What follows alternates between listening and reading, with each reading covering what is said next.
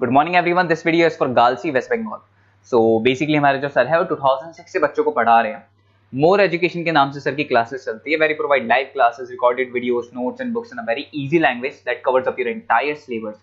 Is also writer, he has an experience of 17 to 18 years, and in this video we'll talk about your course specializations, about the best colleges for you, placements कैसे रहेंगी, salary expectations क्या रहेंगी, इन सभी चीजों को detail में discuss करेंगे।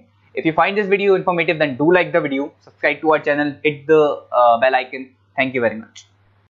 ये वीडियो में ANM, GNM और BSc नर्सिंग के स्टूडेंट्स के लिए बना रहा हूं। अभी आप लोगों ने 12th क्लियर किया है, now you are planning for BSc nursing. देखो बहुत डिटेल में अपन डिस्कस करेंगे job opportunities, government, private, other options, वो सारे डिस्कस करेंगे। अब्रॉड में और इंडिया में कैसे जॉब मिल सकती है, और बहुत डिमांडिंग कोर्स है, पूरा डिटेल में अपन डिस्कस करेंगे। इसके अंदर जो आपका ANM और GNM है, ये डिप्लोमा कोर्स होता है, और जो नर्सिंग BSc नर्सिंग है आपका डिग्री कोर्स होगा। तो इसको अपन डिटेल में डिस्कस करेंगे। जॉब अपॉर्चुनिटीज इंडिया में कौन सी है, अब्रॉड में कौन सी है, और ग्लोबल लेवल पे कौन से एग्जाम्स लगते हैं, जिससे US में, UAE में, कनाडा में आपकी जॉब लग सकती है, इसको डिस्कस करेंगे। थोड़ा सा मैं बता देता हूं। बेसिकली गवर्नमेंट ऑफ इंडिया ने बताया है 2027 तक मशीनें करेंगी काम। 42% जो है आर्टिफिशियल इंटेलिजेंस और मशीन लर्निंग से काम होगा। तो आप ये मान के चलो, जो भी कोर्स आप करने वाले हो, इसमें आर्टिफिशियल इंटेलिजेंस और मशीन लर्निंग को इंटीग्रेट करके चलना, क्योंकि इसकी जबरदस्त डिमांड आने वाली है। EI/ML की नॉलेज आपको भी होनी चाहिए। अगर यहाँ पे देखिए फास्टेस्ट ग्रोइंग जॉब, बहुत सारी जॉब्स आने वाली है, बिग डेटा, फिनटेक, EI/ML, बहुत सी जॉब्स जाने वाली है।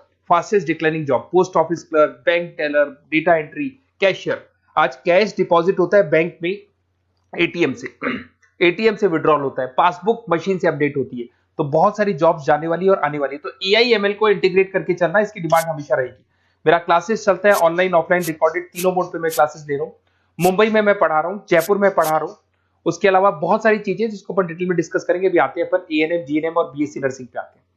अगर मैं बात करता हूं तो ANM और GNM आपके डिप्लोमा कोर्स हो गए, और BSc नर्सिंग आपका डिग्री कोर्स हो गया। ANM आपका 2 साल का कोर्स है, GNM आपका 3-3.5 साल का कोर्स है, और अगर मैं BSc नर्सिंग की बात करता हूं तो 4 साल का कोर्स है।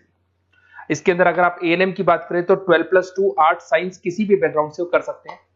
अगर आपको GNM करना है तो उसके लिए साइंस कंपल्सरी, और आपको BSc नर्सिंग करना है तो आपके पास फिजिक्स, केमिस्ट्री, बायो होना चाहिए, और इंग्लिश तो कंपल्सरी रहेगा ही रहेगा। एंट्री लेवल पे फटाफट आपको जॉब लगानी है, ANM कर लो। मिडिल लेवल पे आपको GNM करना चाहिए, बट अगर डिटेल में जाना चाहते हो, अच्छी कैरियर अपॉर्चुनिटीज प्लान कर रहे हो, तो आपको BSc नर्सिंग करनी चाहिए। अगर मैं बात करता हूँ बेसिक हेल्थ केयर का जॉब मिलेगा, यहाँ पे जनरल नर्सिंग का जॉब मिल जाएगा, और वहां पे एडवांस लेवल पे, किसकी बात कर रहा हूँ, BSc नर्सिंग में एडवांस लेवल पे मिल जाएगा। अगर आपने ANM कर रखा है और आगे कुछ करने की कोशिश करोगे तो आपको GNM करना पड़ेगा फर्दर स्टडीज के लिए।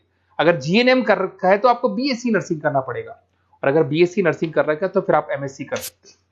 देखिए आपको यहाँ पे जॉब रोल दिखाई देगा।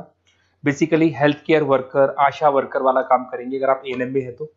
GNM के अंदर आपको स्टाफ नर्स, वार्ड नर्स वाला काम मिल जाएगा। बट अगर मैं BSc नर्सिंग की बात करता हूं तो आपको ICU में एज अ नर्स वर्क कर सकते हो, ऑपरेशन थिएटर में OT के अंदर नर्स की तरह वर्क कर सकते हो।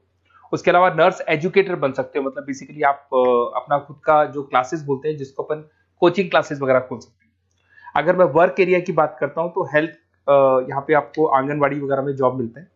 अगर मैं यहाँ पे देखूं तो आपको हॉस्पिटल्स में जॉब मिलेगा, इधर आपको ICU में जॉब मिल सकता है, टीचिंग जॉब मिल सकता है, गवर्नमेंट हॉस्पिटल में जॉब मिल सकती है, प्राइवेट हॉस्पिटल में।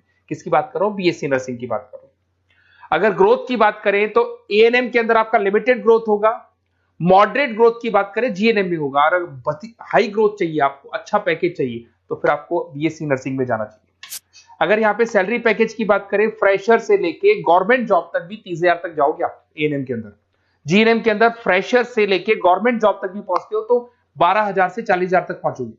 और अगर BSc नर्सिंग में जाते हो तो फ्रेशर भी हो तो आपको 18 से 30 मिल जाएंगे, और गवर्नमेंट जॉब तक अगर आप पहुंच जाते हो तो आपको 60,000 के आसपास मिलने लग जाएंगे। तो बेटर है कि BSc नर्सिंग करो, थोड़ा सा टाइम ज्यादा लगेगा, बट आगे आपको पैकेजेस बहुत अच्छे मिलते हैं। अगर मैं यहाँ पे देखता हूँ क्विक एंट्री लेनी है, ANM में जाएंगे, बैलेंस ट्रेनिंग वगैरह देखना है, GNM में जाएंगे। और अगर long term career growth plan कर रहे हो तो आपको BSc नर्सिंग में जाना चाहिए। अगर मैं गवर्नमेंट सेक्टर की बात करता हूं तो एम्स में आपका जॉब लग सकता है, उसके बाद में आपका स्टेट गवर्नमेंट में जॉब लग सकता है, इंडियन रेलवे में आपका जॉब लग सकता है, इंडियन आर्मी में जॉब लग सकता है आपका। उसके बाद में PHI, CHC में जॉब लग सकता है, आंगनवाड़ी सेंटर्स में जॉब लग सकता है।